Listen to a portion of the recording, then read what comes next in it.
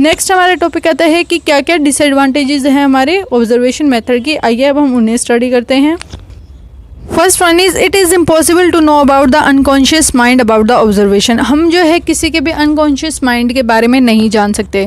Conscious mind यानी कि जो आपको पता है, जो आप एक्टिविटी कर रहे हैं वो हमारा कॉन्शियस माइंड होता है, यानी कि हम उसके अंदर प्रॉपरली इन्वॉल्व हैं। अनकॉन्शियस माइंड यानी कि जो चीज़ें हमारा माइंड जो इन्वॉल्व ही नहीं कर रहा है, तो उसके बारे में हम पता नहीं लगा सकते किसी के बारे में भी ऑब्जर्वेशन करके। नेक्स्ट आ सकता है some time for observation repetition of the event keep us waiting for a long time.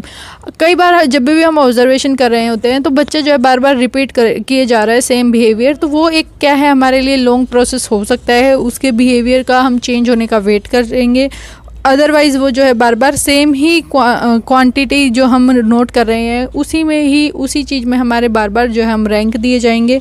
तो ये भी एक इसकी डिसएडवांटेज है। By this method some time personal problem and experience cannot be observe. कई बार क्या होता है हम ऑब्जर्वेशन तो कर रहे हैं, अब जैसे बच्चा है कोई चुपचाप बैठा है क्लास में, लेकिन हम उनके बारे में पर्सनली क्या है नहीं जान पाएंगे कि वो किस वजह से, क्या उसके कारण है कि वो चुप बैठा है पूरा दिन, बोल ही नहीं रहा है, कि घर में कोई फाइट वगैरह है या फिर कुछ और प्रॉब्लम है बच्चे की, वो हम इस ऑब्जर्वेशन मेथड के थ्रू नहीं पता लगा सकते। नेक्स्ट आता है it is difficult to know the inner behaviour of a person through observation. वही सेम बात है कि अंदर जो बच्चे का बिहेवियर है हम एक्चुअल बिहेवियर के बारे में ऑब्जर्वेशन के थ्रू पता लगा सकते हैं। अब नेक्स्ट हमारा आता है it is subjective method some time the observer adopt much more lenient attitude toward the person who is to be observed.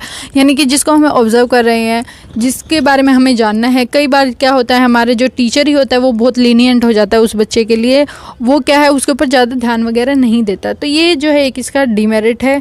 Next आता है some time mental and physical fatigue also influence the process of observation. अब mental fatigue और mental और physical fatigue यानी कि fatigue का मतलब होता है थकावट। अब बच्चा थका हुआ है, उसकी मेंटल एक्टिविटी वगैरह वो अच्छे से नहीं कर पा रहा, तो ये भी हम ऑब्जर्वेशन के अंदर हमारी ऑब्जर्वेशन जब हम कर रहे हैं ये इन्फ्लुएंस करेगी। नेक्स्ट हमारा आता है कि observation consume much time.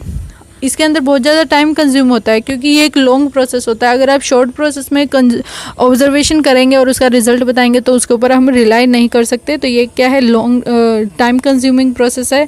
Next आता है observation for a short time is not reliable. वही सेम चीज़ है कि अगर आप छोटे टाइम के लिए करेंगे तो उसके ऊपर हमारा रिजल्ट जो होगा हम रिलाई नहीं कर सकते।